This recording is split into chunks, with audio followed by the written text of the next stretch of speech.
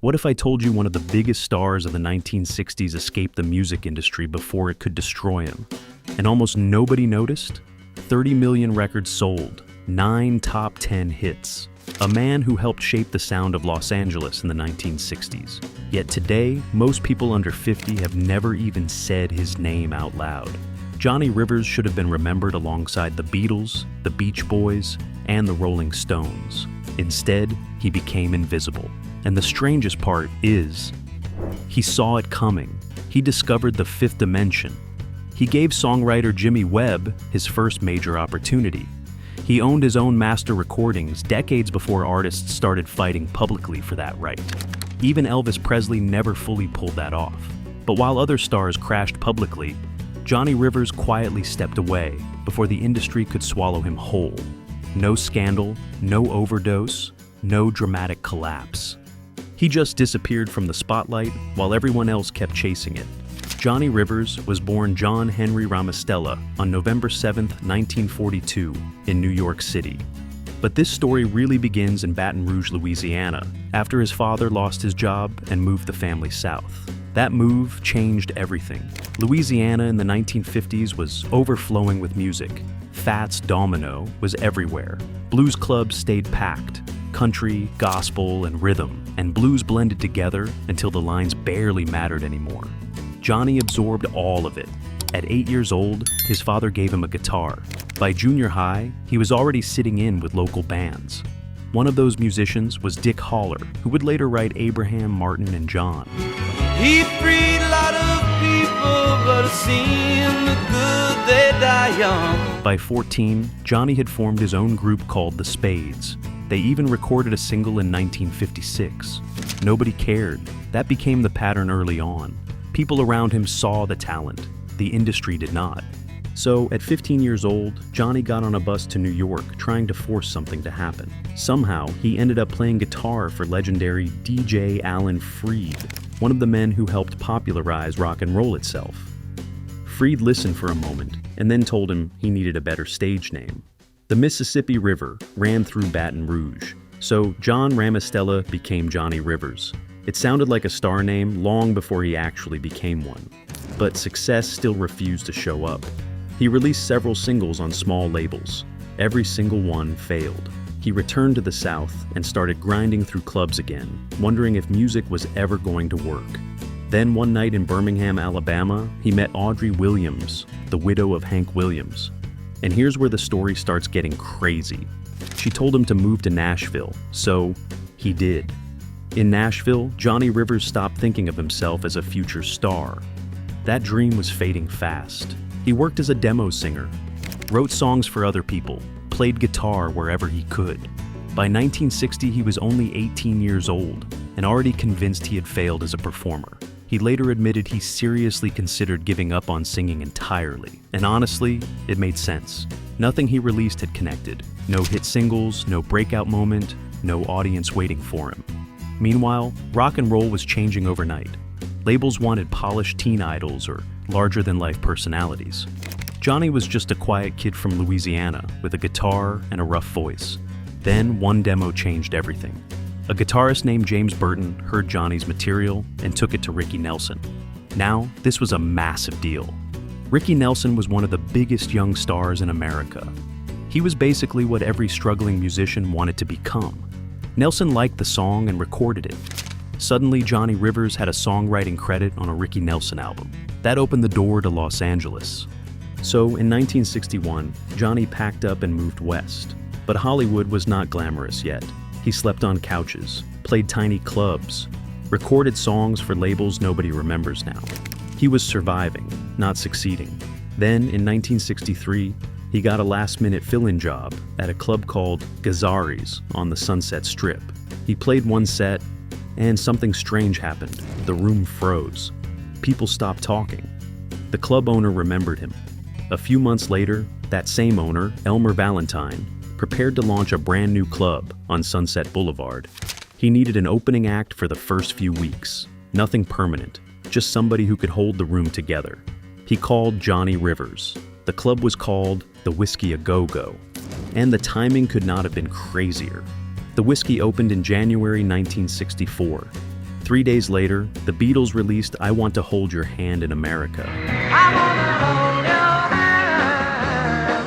I wanna hold your hand. The British invasion exploded almost overnight. American artists were getting buried left and right. Careers vanished in months. Established stars suddenly sounded old. Johnny Rivers should have disappeared with them. Instead, the exact opposite happened, because the Whisky A Go Go became the hottest club in Los Angeles almost instantly. Celebrities showed up every night.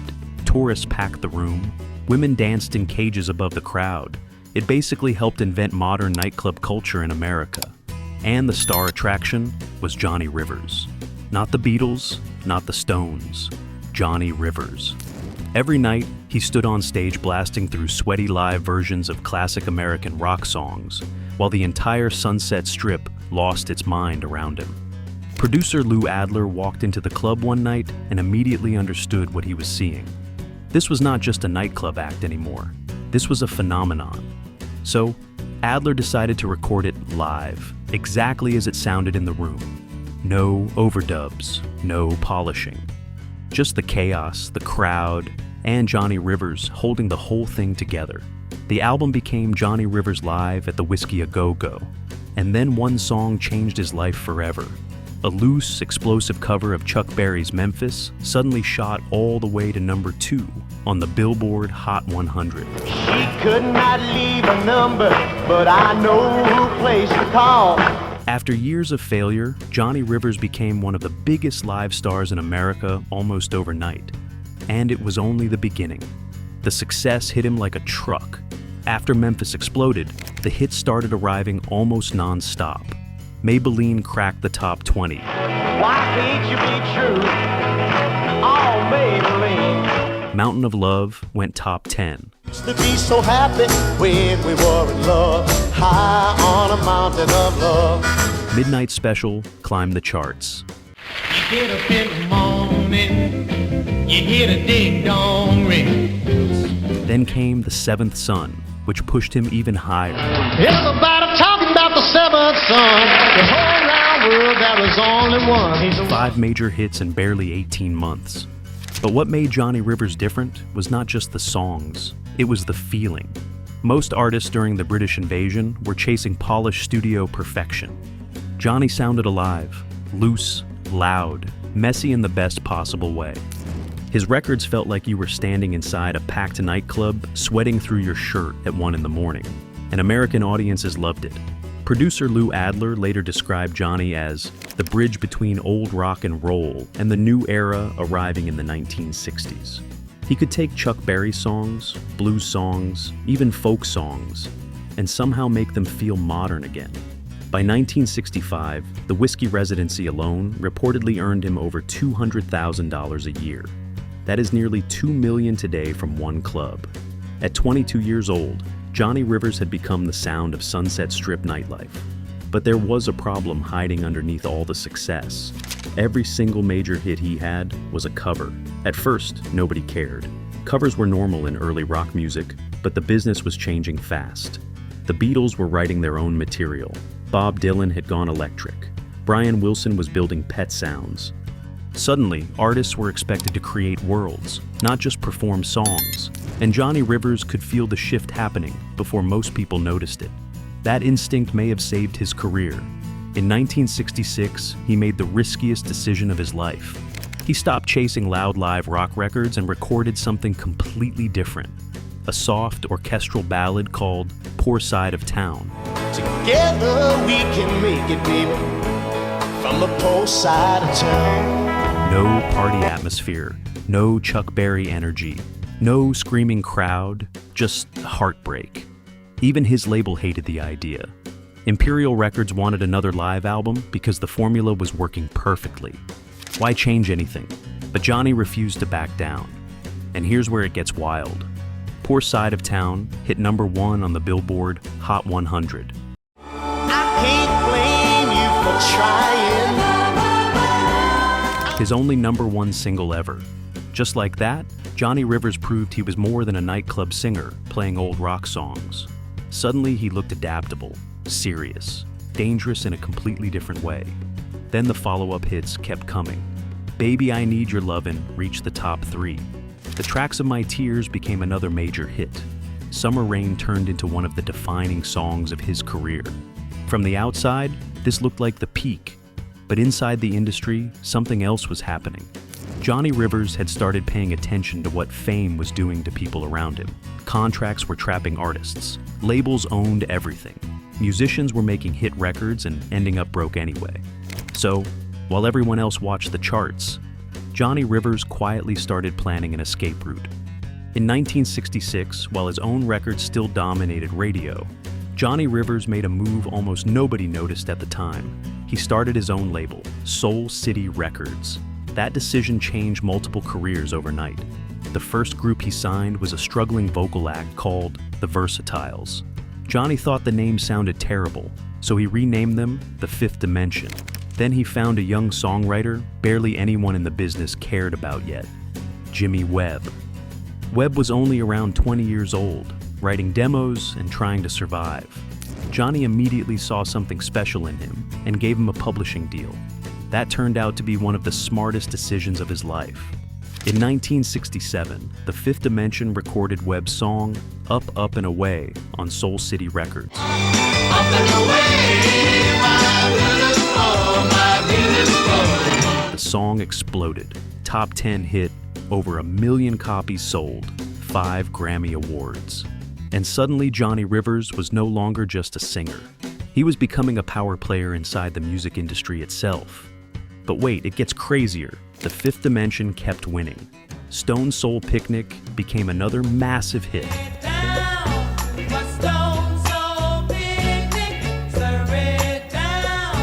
Then came Aquarius / Let the Sunshine In, #1 for 6 straight weeks.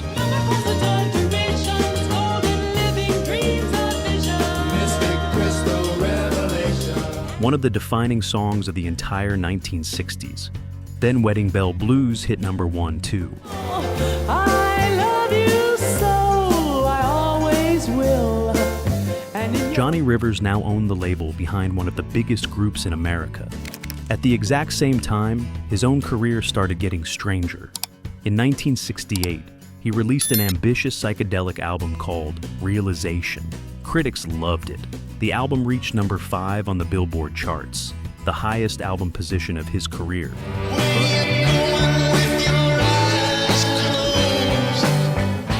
But it did not produce a giant hit single. That mattered. Because by the late 1960s, the business had changed again. Album artists were replacing singles artists. Authenticity mattered more. Singer-songwriters were taking over. And Johnny Rivers found himself caught between two worlds. He was still famous enough to sell records, still respected enough to headline major venues, but now his own label artists were becoming bigger than him. Meanwhile, Imperial Records hated the fact that he was spending energy building Soul City instead of feeding them more hits. They wanted the old Johnny Rivers, the guy from the Whisky A Go-Go, the guy playing explosive covers every night. Johnny was already moving on mentally. And here's the part nobody saw coming. Instead of doubling down on his own stardom, he started thinking like an owner instead of a performer. That decision would protect him financially for the rest of his life, but it would also slowly pull him out of the spotlight forever. By 1970, with help from a young manager named David Geffen, Johnny sold Soul City Records to Bell Records. It looked like a victory. He made money, kept his publishing, kept control over his own name, but he had also just walked away from the fastest growing part of his empire. And deep down, whether he admitted it or not, Johnny Rivers was already starting to disappear from the center of pop culture. The 1970s started quietly for Johnny Rivers. Not badly, just differently. He was still making hits, still touring, still respected. But the magic that once felt automatic at the Whisky A Go-Go suddenly took more effort every year. In 1970, he recorded his own version of Fire and Rain after hearing James Taylor perform it. Just yesterday morning, they let me know you were gone. Johnny believed the song could be huge, and honestly, he was right. Radio stations started picking up his version first. For a brief moment, it looked like Johnny Rivers might have another massive crossover hit. Then Warner Brothers saw what was happening. They rushed James Taylor's original recording out as a single and pushed it hard nationwide. Taylor's version exploded to number 3 and became one of the signature songs of the decade. Johnny's version got buried almost instantly. He never publicly complained. Oh, I've seen fire and I've seen rain. Never attacked anyone. But something clearly changed after that. The industry had just reminded him who really controlled the machine. He still scored occasional hits afterward. Rockin Pneumonia and the Boogie Woogie Flu reached the top 10 in 1972. His cover of Help Me, Rhonda even featured backing vocals from Brian Wilson himself. But each hit felt smaller than the last, and by then, the entire sound of popular music had shifted again. Carole King, James Taylor, Joni Mitchell, the Eagles. Audiences now wanted artists who looked deeply personal and introspective. Johnny Rivers still carried the image of a high-energy live performer from another era, and he knew it. By 1977, he landed one final top 10 hit with Slow Dancin'. It would become the last major hit of his career. The next single stalled, the one after that disappeared completely. And here's the brutal part about the music business. Nobody tells you when it is over. There is no meeting. No goodbye speech. One day your songs are everywhere. Then slowly, without warning, radio moves on to somebody younger. Johnny Rivers was only 35 years old. He had spent 13 straight years on the charts, sold over 30 million records, helped launch major careers, built a record label, and shaped an entire era of Los Angeles nightlife. And suddenly, the spotlight moved somewhere else. But what makes his story different is what happened next. Most stars panic when fame fades. They chase comebacks, reinventions, bigger tours, publicity stunts. Johnny Rivers did almost the opposite. He slowed down. He remarried in the early 1980s, started raising a family, quietly returned to his Catholic faith, stopped talking to the press almost entirely, and while other stars from his era spiraled publicly, Johnny Rivers simply stepped away from the chaos. No breakdowns, no bankruptcy, no tragic ending, just distance. But what if I told you that decision may have cost him his legacy? Because while he protected his sanity, his marriage, and his money, history slowly forgot him. By the 1980s, Johnny Rivers had become something almost impossible in the music business: stable. While other stars from the 1960s were collapsing under addiction, lawsuits, bad contracts, or burnout, Johnny quietly kept touring smaller venues across America. Casinos, state fairs, oldies shows, around 50 or 60 concerts a year, never desperate, never broke. And here's the important part most people miss. Johnny Rivers owned his recordings. That was incredibly rare. Most artists from his era signed contracts that handed their master recordings to record labels forever. But Johnny had protected his catalog early. Songs like Memphis, Poor Side of Town, Secret Agent Man, and Summer Rain still belonged to him. It's not a dream, and tore apart our happy home. Saw you wouldn't even kiss me. You give yourself away. West wind soft as a sweet dream. So every time one of those songs appeared in a movie, commercial, or television show, Johnny Rivers got paid. And his music never really disappeared. Secret Agent Man became part of American pop culture. It showed up everywhere from spy parodies to comedy films. Summer Rain appeared in movies like Apollo 13. Classic rock stations kept playing Memphis constantly. People still knew the songs, they just stopped remembering the man behind them. That became the strange paradox of Johnny Rivers. He was famous and forgotten at the same time. In 1998, he relaunched Soul City Records and released his first new album in years. The reviews were respectful, but the public barely noticed.